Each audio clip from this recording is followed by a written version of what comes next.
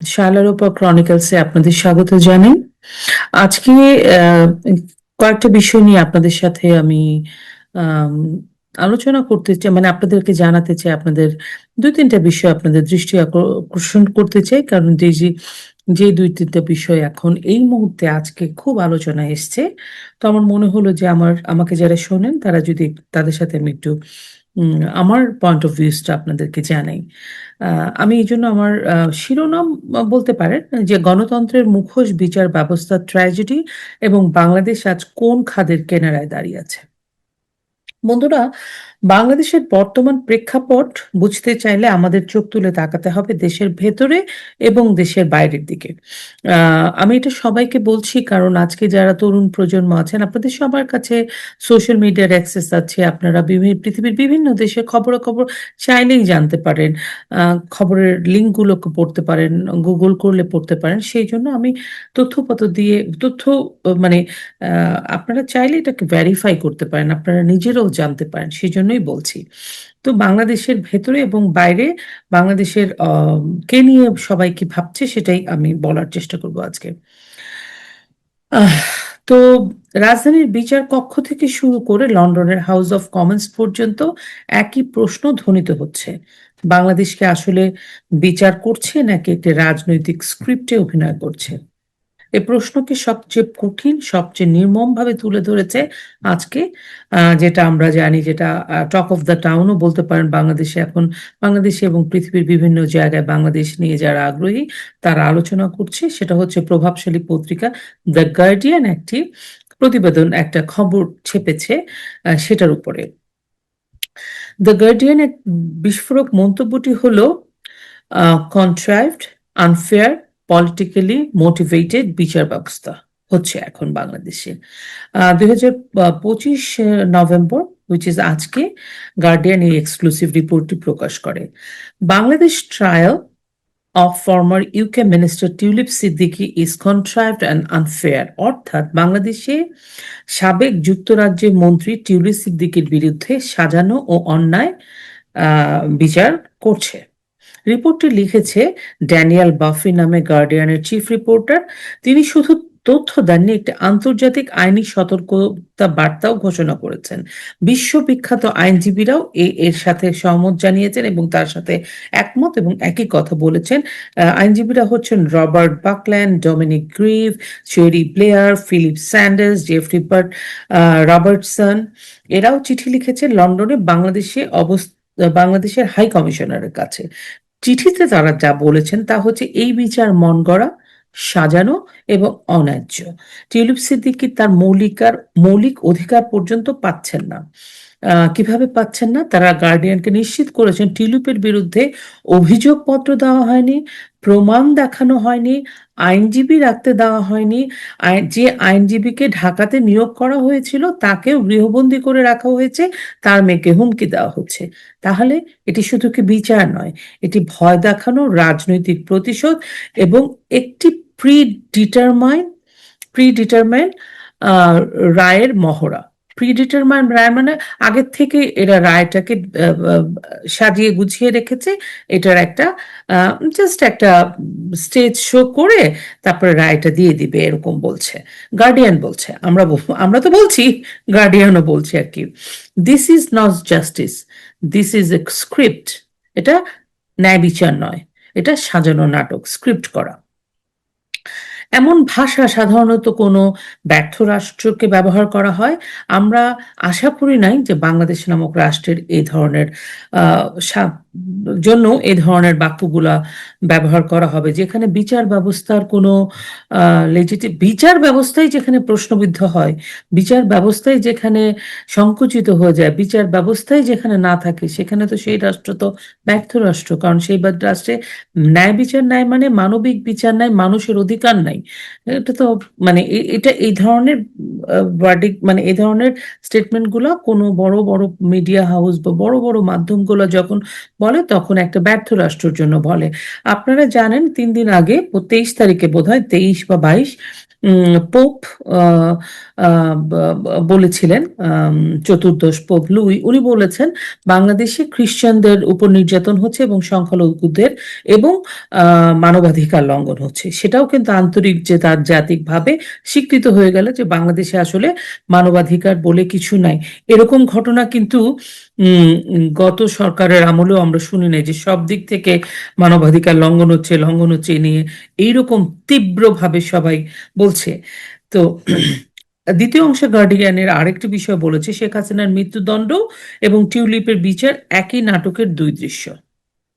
Tulip সিদ্দিকীর বিচার শুরু হয় সেই সময় যখন তার ফুপু, আপনারা সবাই জানেন ফুপু না, আসলে উনি হচ্ছে খালা, যখন তার খালা শেখ হাসিনা বাংলাদেশের 5 বারের প্রধানমন্ত্রী, আহ হ্যাঁ, তিনি একটি বিতর্কিত ট্রাইব্যুনালে মৃত্যুদণ্ড পান। গার্ডিয়ান ইঙ্গিত করেছে এ দুটি মামলা একই স্ক্রিপ্টের অংশ, মানে দুটি মামলাকেই তারা একই স্ক্রিপ্ট বলছে। একদিকে রাজনৈতিক শত্রুদের দমন, দ্বিতীয় দিকে সরকার বিরোধী শক্তি দমনের জন্য আন্তর্জাতিক পর্যায়ে নাটক তৈরি, এবং তৃতীয় দিকে দেশের মানুষের দৃষ্টি অন্যদিকে। এটা এটা অবশ্য গার্ডিয়ান মানে ইঙ্গিত করেছে এটা। আমরা বলছি যে আহ, রাজনৈতিকভাবে একটা শত্রুদের দমন করা হচ্ছে, মানে যারা রাজনৈতিক প্রতিপক্ষ আসলে।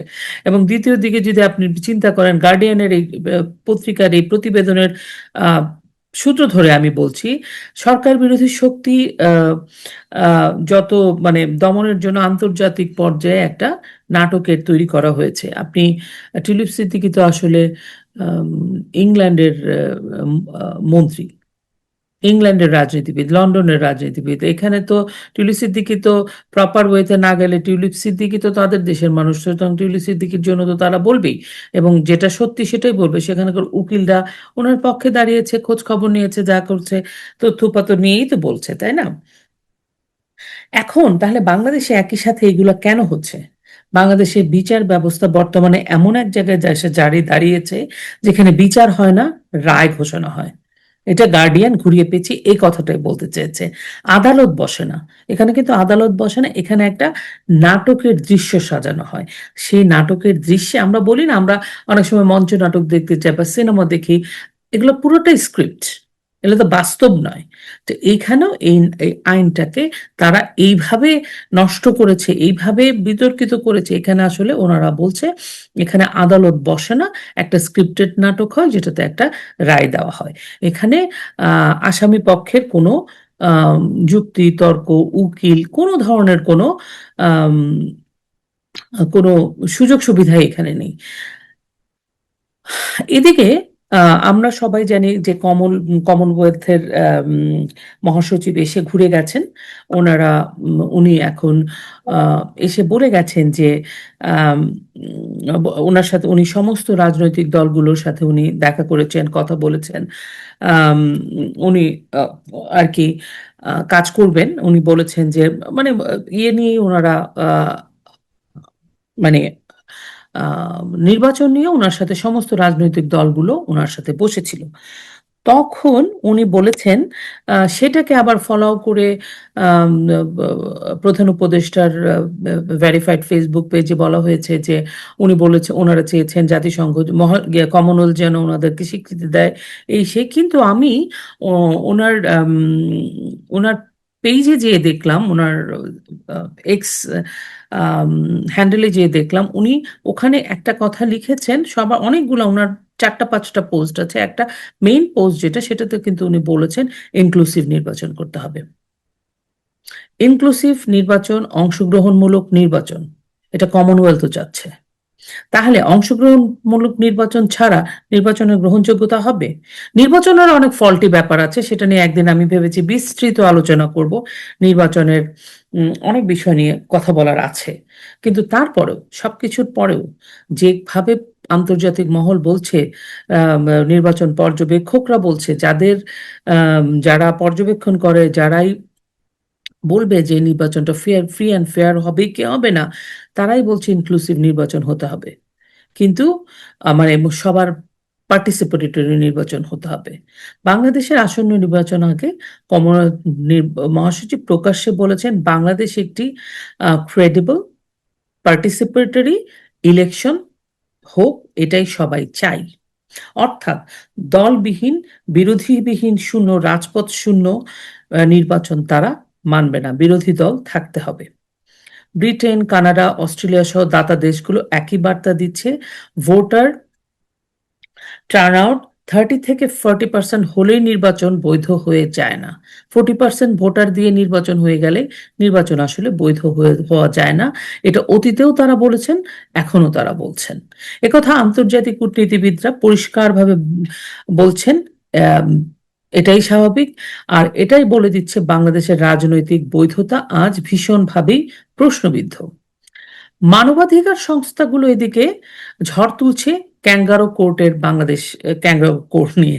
Amnesty international, human rights watch, human rights international commission of justice সবাই বলছে, একসাথে বিবৃতি দিচ্ছে, Bangladesh is running A kangaroo court, অর্থাৎ এমন আদালত যেখানে ফলাফল আগেই ঠিক করা থাকে। এ কথাটা আমি আবারও বলছি, নির্বাচন, বিচার, এই এই এই জায়গাগুলো, সবগুলো জায়গা প্রফেসর ইউনূস এবং তার অন্তর্বর্তীকালীন সরকার একটা প্রশ্নর মধ্যে ফেলে দিলেন। এই যে আমাদের এই যে ক্যাঙ্গারো কোর্ট, তারপরে আমাদের বিচার স্টেজ, এই ধরনের কথাগুলো আসলে যুদ্ধপীড়িত দেশগুলোর জন্য আমরা সবসময় শুনে আসছি, বাংলাদেশের জন্য আমরা কখনো শুনিনি। তাহলে বাংলাদেশ এটা কেন হচ্ছে?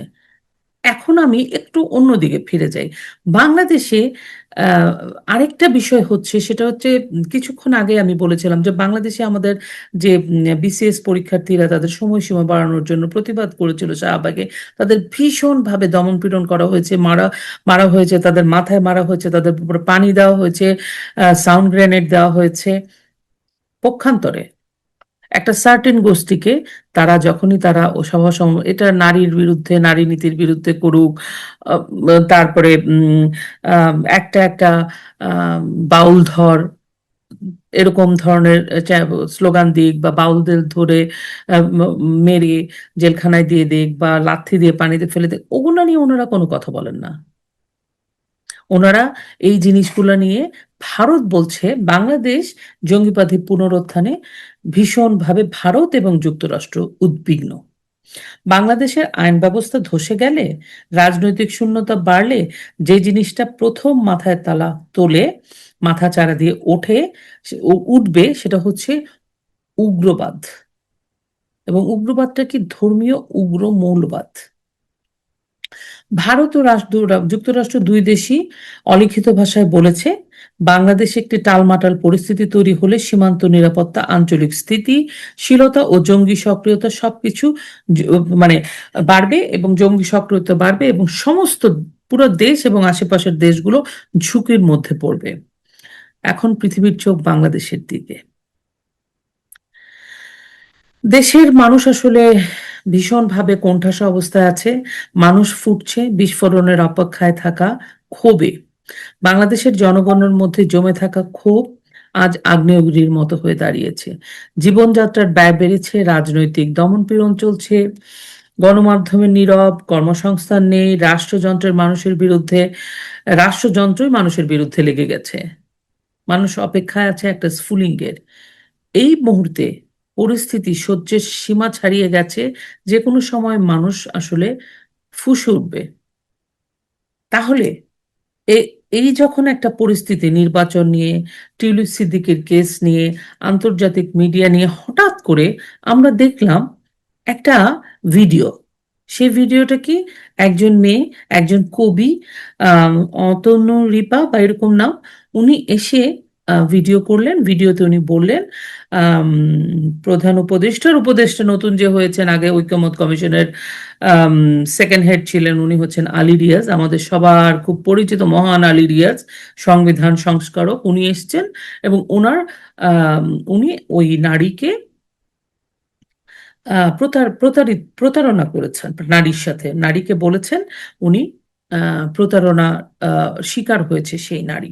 এবং এই নারী, আম, আমরা সবাই জানি, নারী বলছে, নারীকে উনি ফেসবুকের মাধ্যমে পরিচয়, নারীর সাথে উনি শারীরিক সম্পর্ক করেছে বাংলাদেশে, যখন আমেরিকা থেকে ইউনূস রিজিম ক্ষমতা নেওয়ার পর উনি বাংলাদেশে গেছেন, যাওয়ার পরে নারীর সাথে থেকেছেন, কন্টিনেন্টালে থেকেছেন, নারী মানে প্রেগনেন্ট হয়ে গেছেন এবং প্রেগনেন্ট হওয়ার কারণ হিসেবে নারীটি বলছে আলী রিয়াজ সেখানেও মিথ্যাচার করেছেন, যে আলী রিয়াজের প্রোটেকশন ছিল, আলী রিয়াজ মানে ওনাদের প্রেগনেন্ট হওয়ার কথা ছিল না, কিন্তু মেয়েটি হয়ে গেছে এবং মেয়েটিকে ভুলিয়ে ভালিয়ে ভয় দেখিয়ে বা যে কোনো কারণেই হোক তাকে গর্ভপাত করানোর চেষ্টা করা হয়েছে। কিন্তু আলী রিয়াজের এই খবরটা উনি বাইরে চলে আসাতে এই মেয়েটি এখন ভীষণভাবে বিপদের মুখে, তাকে থ্রেট করা হয়, তাকে আম, আতঙ্ক মানে সে খুবই আতঙ্কগ্রস্ত। আমি আজকে একটু আগে শুনলাম, বাট আমি শিওর না যে মেয়েটিকে নাকি গ্রেফতারও করা হয়েছে। তো আলী রিয়াজের এই কেলেঙ্কারি রাষ্ট্রীয় স্বার্থের নামে ব্যক্তিগত অনৈতিকতা ঢাকতে কি অপপ্রচার? কারণ এসব তো চলছেই। হঠাৎ করে এই ভিডিওটা কেন আসলো, কারা আনলো, আর আলী রিয়াজকে কি এখন আর আমাদের এত বড় একটা পাওয়ারে থাকার কোনো আহ, এই সরকারকে বৈধতা নিয়ে প্রশ্ন আছে, তো আলী রিয়াজকে কি এখন আর থাকা উচিত? এইসব ব্যবস্থা, এইসব আমি আমি যখন নাকি এই ধরনের ভিডিও বা এই ধরনের খবরগুলো হঠাৎ করে মানে সোশ্যাল মিডিয়াতে দেখতে পাই, তখন এটার দুইটা কারণ আমি সবসময় দেখি। এক, অবশ্যই আমি মেয়েটার প্রতি সমব্যথী, সহমর্মী, আমি চাই এই মেয়েটা ন্যায় বিচার পাক। কারণ দুজন অ্যাডাল্ট স্বেচ্ছাক্রমে যে কোনো কাজে যদি লিপ্ত হন, তাদের তারা স্বেচ্ছায় যা ডিসিশন নেবেন সেটাই, কিন্তু তাকে তো দমন পীড়ন করা যাবে না।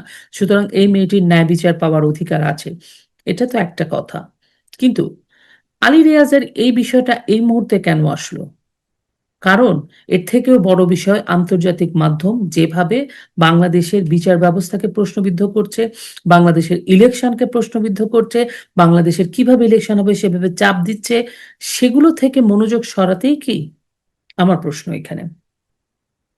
কারণ বাংলাদেশের বিচার ব্যবস্থা অবনতি হয়েছে, অনৈর্য ট্রায়াল হচ্ছে, নির্বাচন সংকট দেখা দিচ্ছে, বৈদেশিক চাপ আসছে, এসব কারণেই এই ধরনের গল্পগুলোকে ওনারা দেখবেন। আপনার যখনই কোনো সিরিয়াস ম্যাটার হয়, তার সাথে সাথে প্যারালালি আরেকটা খবর আমরা সোশ্যাল মিডিয়াতে দেখতে পাই। আমাদের দেশের মানুষ আহ ওই খবরটাতে ঝাঁপিয়ে পড়েন, তখন এই গুরুত্বপূর্ণ বিষয়গুলো আমাদের নজরের বাইরে চলে যায় এবং এটা নিয়ে আর উত্তর পাই না আমরা খুঁজে। সুতরাং আমরা সহজভাবে বলতে পারি, একটি এটি একটি রাজনৈতিক কামান গোলা, যেটাকে তারা সবসময় ব্যবহার করে দৃষ্টি সরানোর জন্য, আলোচনার কেন্দ্রবিন্দুটাকে অন্যদিকে ঘুরিয়ে নেওয়ার জন্য। কিন্তু এখানেই প্রশ্ন থাকে যে আলী রিয়াজকে এখনো তার বৈধতা, মানে এই প্রশ্নটা আসবেই যে আলী রিয়াজ কিভাবে এই দায়িত্বশীল পদটাকে থাকে। সেটা আছে, কিন্তু একটা মেইন বিষয় সেটা হচ্ছে তার মানুষের নজরটাকে তারা আসলে আন্তর্জাতিক গণমাধ্যম এবং আন্তর্জাতিক ভোট, এই ট্রায়াল, সমস্ত কিছু নিয়ে যে একটা প্রশ্নবিদ্ধ হয়ে গেছেন ইউনূস সরকার, সেটা নিয়ে গণ আন্তর্জাতিক মাধ্যম যে ভীষণভাবে সরব, সেখান থেকে নজরটা সরিয়ে দেওয়া। তাহলে আমরা শেষ করতে পারি এভাবে, বাংলাদেশ আজ কোন মোড়ে, ন্যায় বিচারের পথে নাকি মঞ্চায়িত ট্রায়ালের গহ্বরে? বাংলাদেশের আজ অস্তিত্ব সংকটে। সুতরাং এই অবস্থায় অন্তর্বর্তীকালীন সরকারের আহ আমরা মানে কি করা উচিত ইউনূস সরকারকে, বা ইউনূস সরকারের আন্ডারে কি নির্বাচনটা হওয়া উচিত? আমরা কি সেই নির্বাচন মেনে নিব? আর এই যে একের পর এক তারা মানুষকে ট্রায়ালে তুলছে, আরো অনেক মানুষের ট্রায়াল হবে, বিচার হবে, হাজার হাজার গুণ হত্যা মামলা, একজনের হত্যার জন্য 2000 লোকের মামলা, এই মামলাগুলোর কি হবে? এগুলো সব প্রশ্ন। আজকে টিউলিপ সিদ্দিকীকে নিয়ে প্রশ্ন এসছে, আজকে শেখ হাসিনাকে নিয়ে এসছে। আমি বিশ্বাস করি বাংলাদেশের একজন কৃষক, যে কৃষকের ছেলেটা, যে স্কুলের 14 বছরের বাচ্চাটা, তার বাবা আওয়ামী লীগ সাপোর্ট করে বলে 14 বছরের বাচ্চাটা, তার যে পরীক্ষা চলছে সে পরীক্ষা না দিয়ে জেলখানায়, তারও বিচারের কথাও কিন্তু মানবাধিকার সংস্থাগুলো বলবে, আমি বিশ্বাস করি। এবং তারা খুবই মানবাধিকার সংস্থা, হিউম্যান রাইটস ওয়াচ, ওনারা বলেছেন শাহরিয়ার কবিরকে রিলিজ দিতে। এখনো দিচ্ছেন না তারা, কারণ কেন দিচ্ছেন না সেটা আমরা জানি। কারণ ওনারা যাদেরকে খুশি করার জন্য শাহরিয়ার কবিরকে আটকে রেখেছেন, শাহরিয়ার কবির শুধুমাত্র টেলিভিশনে বলেছেন মৌলবাদীদের বিরুদ্ধে, সেটাই তার অপরাধ, সেই অপরাধে তাকে আটকে রেখেছেন। সুতরাং সেই মৌলবাদীরাই তাকে বেরোতে দিচ্ছে না। না হলে বের করছেন না কেন? কারণ বলছে তো এটা অবৈধভাবে তাকে আটকে রেখেছেন। তো এগুলোর সব বিচার আসবে। শুধু আমি একটা কথাই বলবো বন্ধুরা, বাংলাদেশ আজ বিচার নয়, বিচারের সাজানো নাটক চলছে। এবং দ্য গার্ডিয়ান আজকের দিনে পুরো বিশ্বকে আবারও তা জানিয়ে দিল। আমরা বারবার বলছি আমাদের কণ্ঠস্বর অতদূর পৌঁছায় না, কিন্তু guardian, the new York time, human rights watch, আন্তর্জাতিক অপরাধ, আন্তর্জাতিক যত মানবাধিকার সংস্থা এবং কমনওয়েলথ উম, আহ, এবং ইউরোপিয়ান ইউনিয়ন যারাই বলেন, কেউ কেউ চুপ করে থাকবে না। ধীরে ধীরে সবাই কথা বলবে, সত্য উন্মোচিত হবেই। আপনারা ভালো থাকবেন, ধৈর্য ধরুন, আলো আসবেই। ধন্যবাদ সবাইকে।